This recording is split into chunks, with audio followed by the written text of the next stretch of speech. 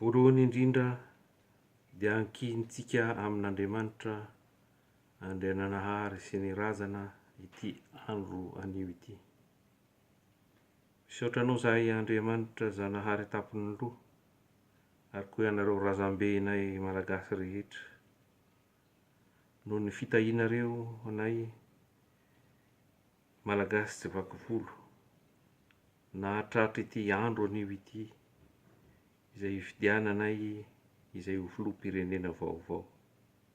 Matoky sy mino izahay fa mitahy sy mitsimbina anay ianareo mba homeo mpitondra endry sy tsara sitrapo, manao ny marina, mandala fihavanana, tena hanome hasina sy hampiray ny vahoaka malagasy, tena tia tanindrazana,